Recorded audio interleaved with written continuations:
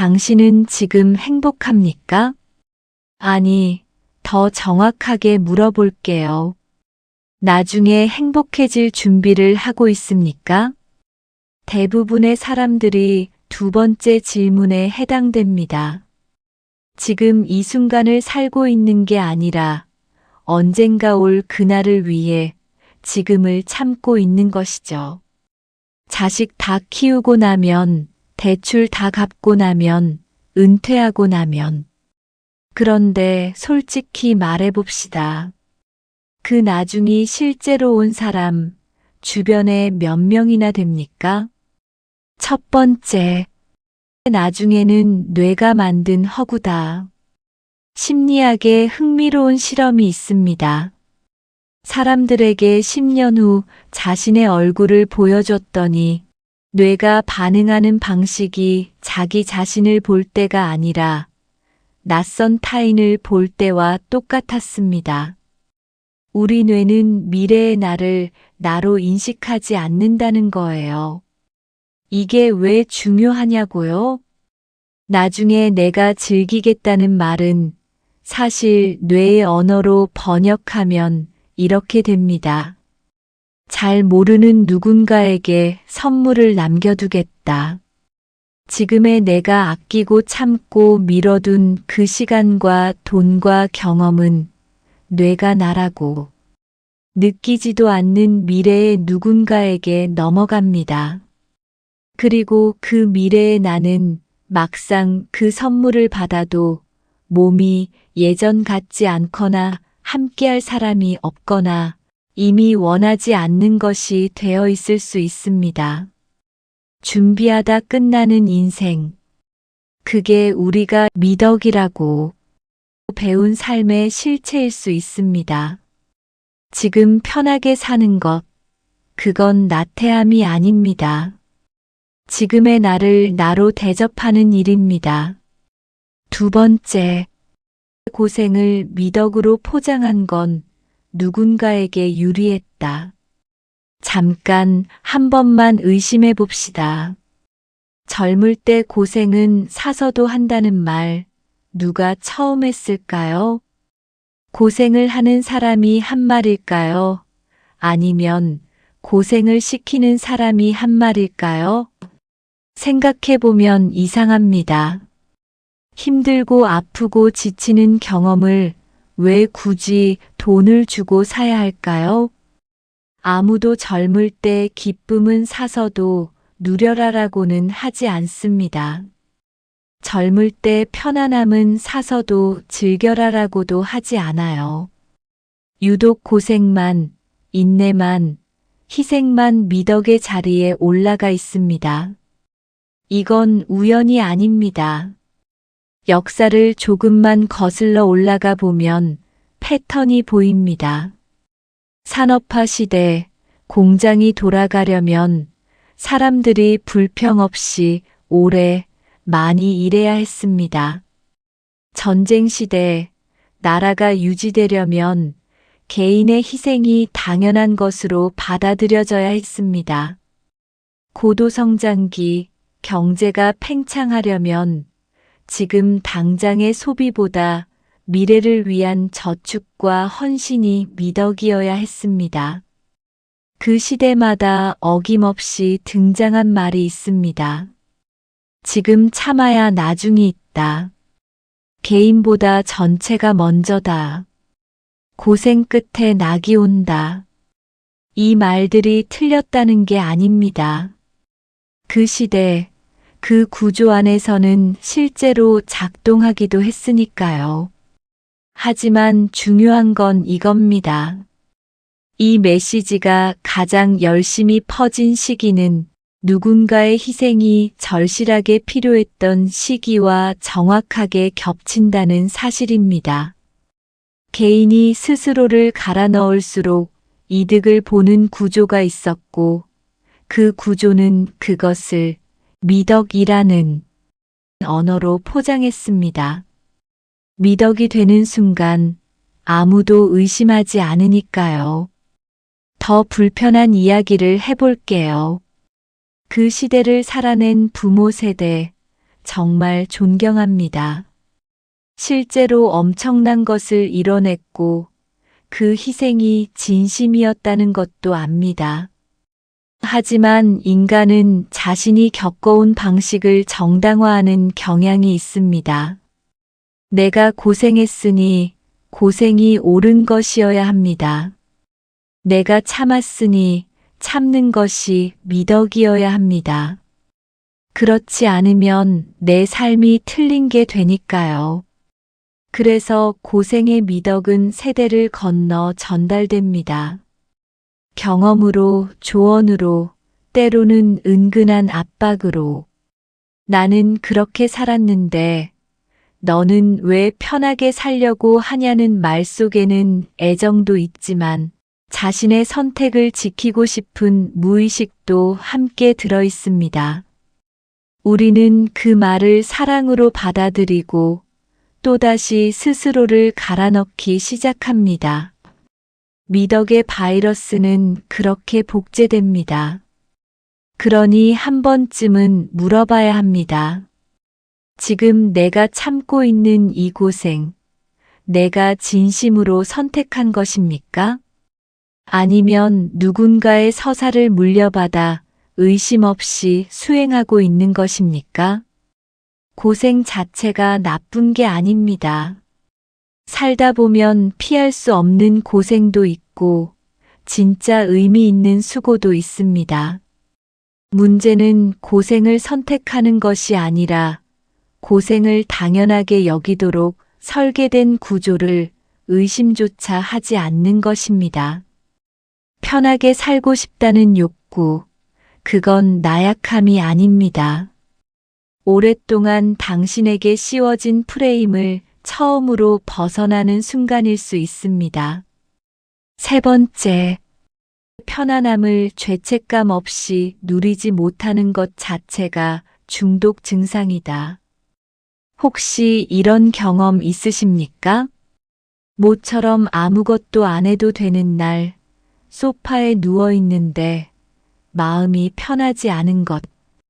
분명히 쉬고 있는데 머릿속은 계속 돌아가고 있는 것. 이러고 있어도 되나? 나만 이렇게 빈둥대는 건 아닌가? 뭔가 해야 하는데 하는 감각이 자꾸 올라오는 것. 몸은 쉬고 있지만 마음은 쉬지 못하는 상태. 많은 분들이 이걸 그냥 자신의 성격이라고 생각합니다. 나는 원래 부지런한 편이라서 가만히 있으면 불안한 스타일이라서라고요. 그런데 저는 좀 다르게 봅니다. 그건 성격이 아니라 증상입니다. 중독을 이야기할 때 우리는 보통 술이나 담배, 도박을 떠올립니다. 하지만 중독의 본질은 물질이 아니라 패턴입니다. 어떤 상태에 반복적으로 노출되면 몸과 뇌는 그 상태를 정상으로 등록합니다. 그리고 그 상태에서 벗어나면 불안해집니다. 이게 금단 반응입니다. 고생도 마찬가지입니다. 수십 년간 바쁘게 살고 참고 미루고 희생하는 것을 반복해온 몸은 그것을 정상 상태로 학습합니다. 그러면 정작 쉬어도 되는 상황이 왔을 때 몸이 오히려 그 쉬는 상태를 위험 신호로 읽습니다. 긴장이 풀리면 안 된다. 방심하면 안 된다. 아직 끝나지 않았다. 편안함이 불편한 역설. 이게 바로 고생 중독의 금단 증상입니다. 실제로 오랫동안 극도의 긴장 상태에 놓였던 사람들이 그 상황이 끝났을 때 오히려 더 힘들어지는 경우가 많습니다. 평생 해오던 일을 완전히 끝낸 후, 직장인이 퇴직 후, 부모가 자녀를 다 키우고 난 후에 갑자기 무기력증이나 우울감이 찾아오는 것, 낯선 이야기가 아닙니다. 주변에서 한 번쯤 보셨을 겁니다. 이분들이 나약해서가 아닙니다. 몸이 긴장을 정상으로 학습했는데 갑자기 긴장할 이유가 사라지니까 시스템이 혼란에 빠지는 겁니다. 오히려 그 오랜 세월 동안 그 강도로 버텨왔다는 증거이기도 합니다. 문제는 그 중독이 너무 오랫동안 미덕이라는 이름으로 포장돼 있었다는 겁니다. 그래서 아무도 그것을 고쳐야 할 무언가로 보지 않았습니다. 여기서 한 가지 더. 죄책감 없이 쉬지 못한다는 건 단순히 심리적인 문제가 아닙니다. 몸에도 직접적인 영향을 줍니다. 쉬면서도 긴장 상태를 유지하면 실제로 회복이 일어나지 않습니다. 잠을 자도 피곤한 이유, 휴가를 다녀와도 개운하지 않은 이유가 여기 있습니다. 몸은 누워있지만 신경계는 여전히 전투 태세니까요. 진짜 휴식은 몸을 눕히는 것이 아니라 쉬어도 된다는 허락을 자신에게 내리는 것에서 시작됩니다. 그 허락을 내리지 못하게 막는 것. 그게 바로 수십 년간 학습된 고생 중독입니다. 그러니 지금 쉬는 것이 불편하게 느껴진다면 자신을 게으르다고 나무라지 마십시오. 그 불편함은 당신이 나쁜 사람이라는 신호가 아닙니다. 오히려 그 불편함이 느껴진다는 것 자체가 당신이 얼마나 오랫동안 자신을 돌보지 않고 살아왔는지를 보여주는 흔적입니다. 편안함을 연습해야 합니다. 처음에는 어색하고 어쩌면 죄스럽기까지 할 겁니다. 그래도 괜찮습니다. 중독에서 회복하는 과정은 원래 처음에 어색한 법이니까요. 쉬는 것도 처음에는 용기가 필요합니다. 네 번째, 지금 편한 사람이 결국 더 오래, 더 잘 버텼다. 편하게 살면 나중에 후회한다. 우리가 귀에 못이 박히도록 들어온 말입니다. 그런데 뒤집어 보면 이런 말은 왜 없을까요? 고생하며 살면 나중에 후회한다. 실제로 후회하는 사람들이 훨씬 많은 쪽은 어디일까요? 호스피스 병동에서 말기 환자들의 이야기를 수년간 기록한 호주의 간호사 브로니 웨어는 이런 사실을 전했습니다. 임종을 앞둔 사람들이 가장 많이 후회하는 것 1위는 남들의 기대에 맞춰 살았다는 것이었고, 너무 열심히 일했다는 후회가 그 뒤를 이었습니다. 더 고생할 거리라고 후회한 사람의 이야기는 없었습니다. 그렇다면 데이터는 뭐라고 말할까요? 번아웃 연구 결과들은 일관되게 같은 방향을 가리킵니다. 성과가 높고 오래 지속된 사람들의 공통점은 더 오래 일한 것이 아니라 회복의 주기가 짧았다는 것입니다. 다시 말해, 지치기 전에 쉬는 사람, 즐거움을 미루지 않는 사람, 삶 속에 여유를 의도적으로 끼워 넣는 사람이 장기적으로 더 높은 성과를 냈습니다. 마라톤 선수를 생각해 보십시오. 처음부터 전력 질주하는 선수는 반환점도 못 가서 쓰러집니다. 페이스를 조절하고 에너지를 비축하고 자신의 리듬을 아는 선수가 결승선을 통과합니다. 인생도 다르지 않습니다. 지금 편하게 사는 것은 레이스를 포기하는 게 아니라 완주할 수 있도록 페이스를 조절하는 것입니다. 그런데 여기서 한 가지 더 중요한 이야기를 해야 합니다. 단순히 오래 버티는 것만의 문제가 아닙니다. 관계의 이야기입니다. 고생을 미덕으로 살아온 사람들이 나중에 가장 아파하는 지점 중 하나가 바로 이것입니다. 이래치어 미래를 준비하느라 지금 옆에 있는 사람과 제대로 시간을 보내지 못했다는 것. 아이가 어릴 때 함께 놀아주지 못한 것. 부모님이 건강하실 때 여행 한 번 못 간 것. 친구들과의 약속을 몇 번이고 미룬 것. 시간은 저장이 안 됩니다.